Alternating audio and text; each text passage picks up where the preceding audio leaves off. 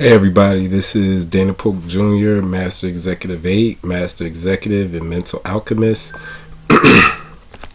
Forgive me. If you're looking for some of the laws that govern the universe, then you're in the right place. I'm about to reveal some easy ways to know why you have the things you do in your life. Without you having to listen to the whole audiobook of the Kybalion. So I understand that not knowing the principles of how you attract what you do can be very frustrating.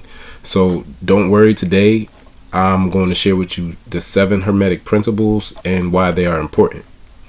So the inspiration for this video came to me while I was listening to an audiobook that was recommended to me by a free audiobook channel that I'm subscribed to on YouTube. And the name of the book was the Kybalion. So while I was listening to the book, in particular, the part of the book where it goes into the principles, I realized my passion had always been the power of the mind and its ability to mold reality to the imagination. So this wasn't my first time hearing about the power of the mind, but every time I listen to something about it, I get reminded of that power that I either am or am not using. So it was from this that I knew that I had to understand these laws more and how to use them. I was you're using them anyway, whether you want to admit it to yourself or not. You're always manifesting. You're always performing alchemy. You're always bringing something into your existence. So I figured I might want to know the rules to the game, keep them in mind, and win a game of life. So in this video, I want to present to you 7 laws and why I think they are important.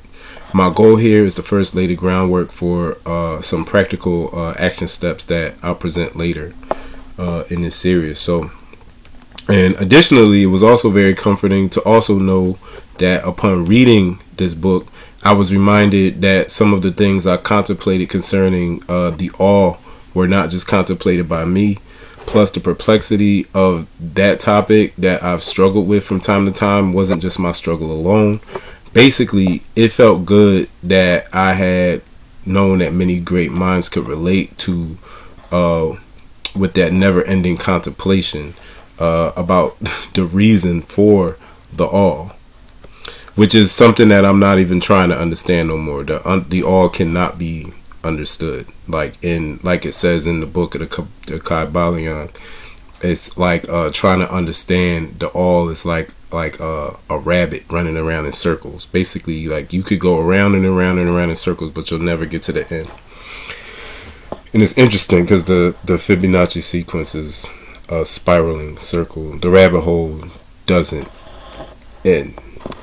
So I'm going to go deeper into this, but just to start, I'm going to present these laws to you to keep in mind as you move throughout your day, just to be reminded of how you are constantly shaping and molding your reality and the laws that govern the space that we're in. So where did these laws come from? These 7 principles date back as far as the 1st century AD and are the foundation from the branch of spirituality called Hermeticism. Hermes Trismegistus is believed to be the author who outlined these principles, as well as who wrote 2 of the most highly regarded teachings, the Emerald Tablets and the Corpus Hermeticum. Hermes has been adopted as the god of wisdom in both Egypt and Greece and influenced the cultures significantly. In Egypt, Hermes is known as Thoth or Jehuti. And in Greece, he's known as Hermes. So there is a speculation as to the origins of the Emerald Tablets and if they're even real or not, as well as the speculation as to whether Thoth really existed or not, or Hermes or whatever. So we're not getting into that. We're just going to stick to the principles for now. So originally, these principles were not recorded and passed down by they were passed down by word of mouth, and it wasn't until the 20th century that the 7 principles were recorded by the three initiates in a book called the Kybalion. So they are not part of a particular religion, but are a source of occult wisdom. And these seven principles can complement any other way you have to understand the universe. These seven principles, from what I understand, can actually be found in a lot of different religions and spiritualities. So without further hold up, let's get into it. To some, this is just a recap. To others, this may be your first time hearing this. So the first principle is the principle of mentalism. So all is mind. The universe is mental. That's a passage out of the Kybalion. So the meaning of the principle of mentalism is that the universe is similar to a mental projection. You could consider this going back to the basics of manifestation. That basis being that our thoughts shape our reality. Thought precedes things, basically. From the understanding, it is believed that the universe is the manifestation of God itself, and God is thought or consciousness.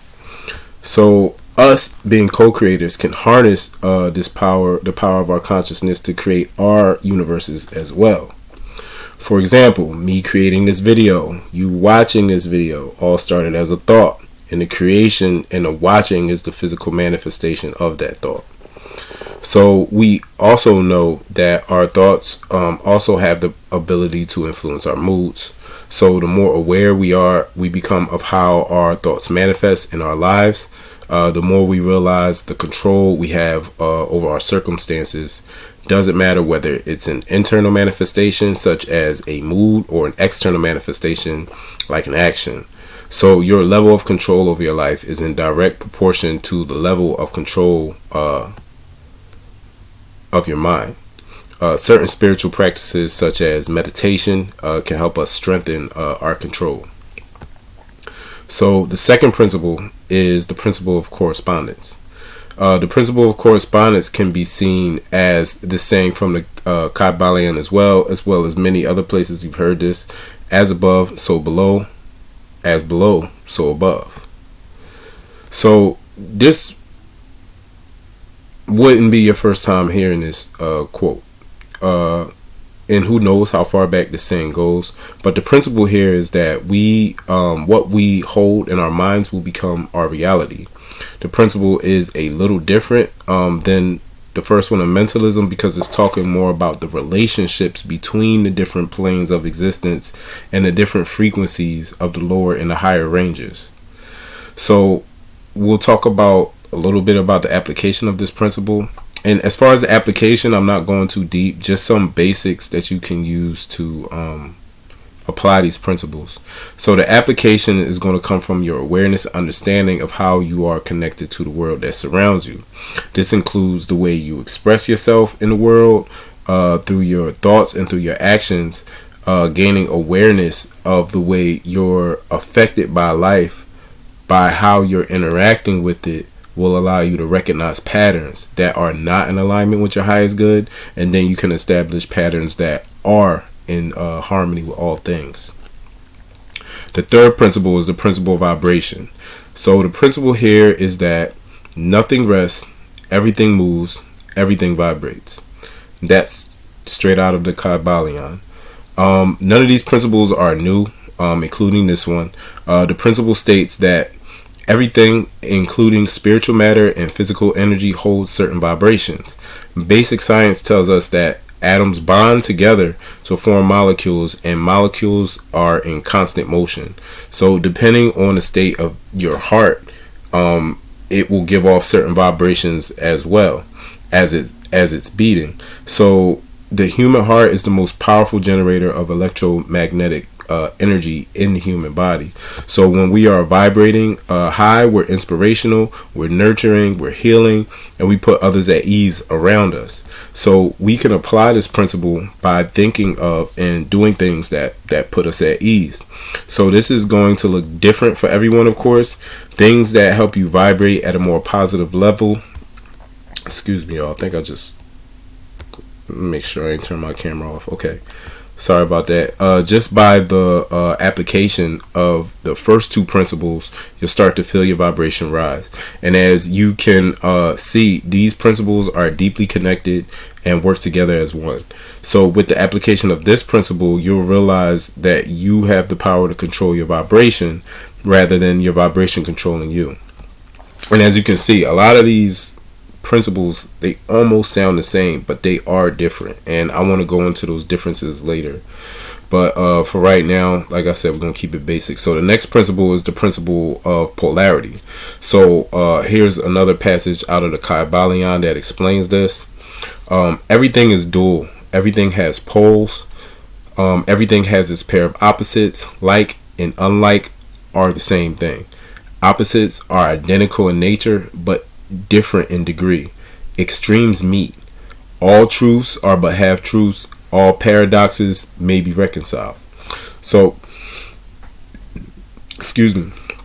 So the principle of polarity states that things that appear to be opposite are actually the same thing at different degrees. One such example of that is cold and hot. So although cold and hot are on two opposite ends of the spectrum, they're still the same thing. They're both temperatures. So one is simply the absence of the other. So hot is simply the absence of cold, and cold is simply the absence of hot. Basically, they're the same thing. So another example is energy, whether it be spiritual or physical matter, is the same thing vibrating at different rates. So even if the spiritual vibrates completely out of our senses, it's the same stuff. So another thing, love and hate. So they're another seemingly separate thing, but they're just two poles on the same scale of the way that we relate to something. So mental alchemy is our attempt to perfect our character by using alchemical techniques and operations of a psychological level. So this principle acts as one of mental alchemy's foundations. So the application of this one can be a little difficult because we have some strong feelings towards things that we love and things that we hate. However, the practice of this can put us back in the driver's seat of our mental states. So if there's something that you particularly hate about a person, are you able to in any way find something to love about that person to transmute that hate? Another way to do this is if you experience something that causes you to move towards a lower vibration, what can you do to bring your vibration back up? So next is the principle of rhythm. The Kybalion reads, everything flows out and in. Everything has tides. All things rise and fall. The pendulum swing manifests in everything. Measure of the swing to the right. The measure of the swing to the right is the measure of the swing to the left, and rhythm compensates. That's out of the Kybalion. So as with the others, this principle ties into the others, particularly the principle of polarity. So in between those opposite poles is a rhythm. The tides are moving in and they're moving out. When we breathe, we have a rhythmic breath. With the principle of vibration, we know that everything is in motion.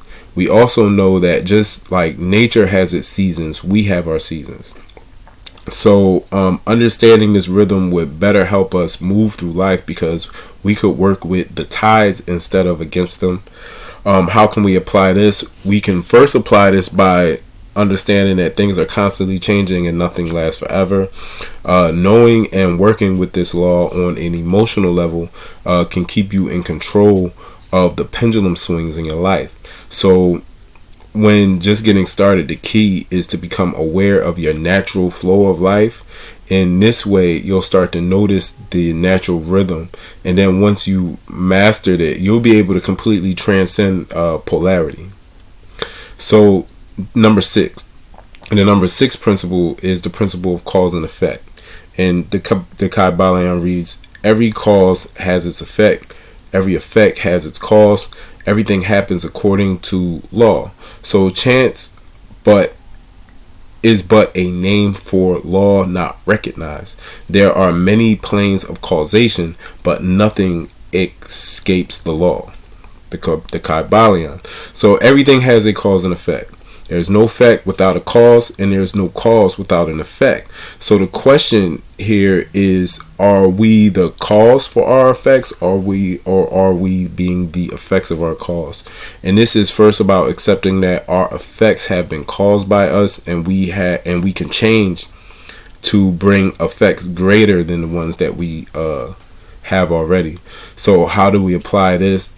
This cause and effect principle will help us transmute our victim mentality. So the next time you plan to do something and things don't work out how you planned them, ask yourself, what caused your plans to fail? And we can look at the effects of our circumstances and think that we are controlled by them. And I'm sorry about that. We can look at the effects of our circumstances and we can think that we are controlled by them, but we're not. And it is the action that moves us from being controlled by our circumstances to being the cause of our circumstances.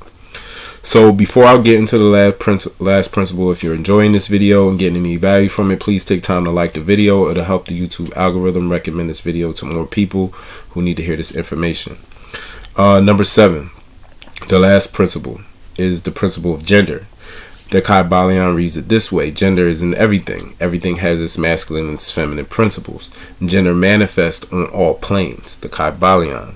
So this principle states that a masculine and a feminine quality is in everything.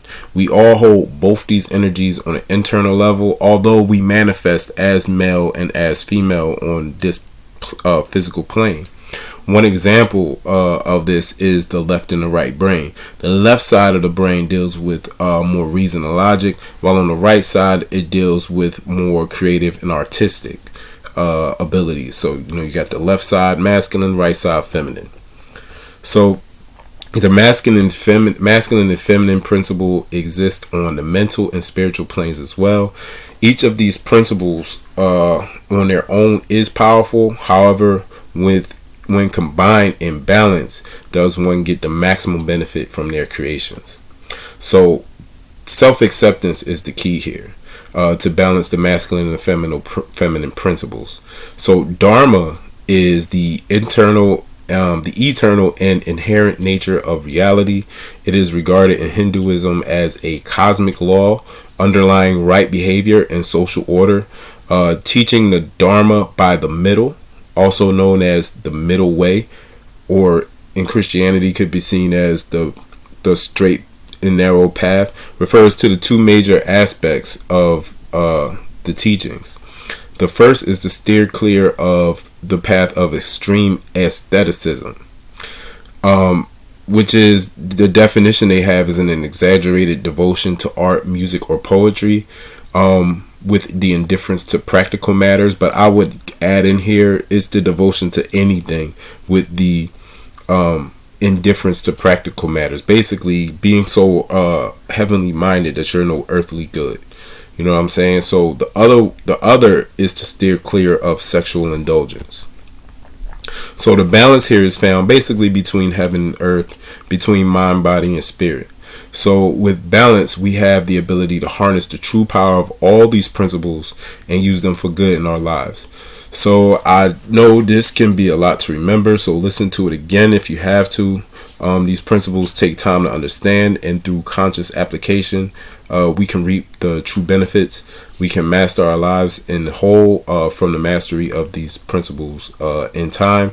So if you're interested in discovering more about mental alchemy, then be sure to check out the free book I put in the description, the Kybalion, at the first link. Also subscribe and turn on your notifications so you don't miss more videos about mental alchemy and more. And I'm putting together a playlist on mental alchemy, so you can look toward that in the future, and you can check out some other videos on my channel. And I'll talk to y'all later.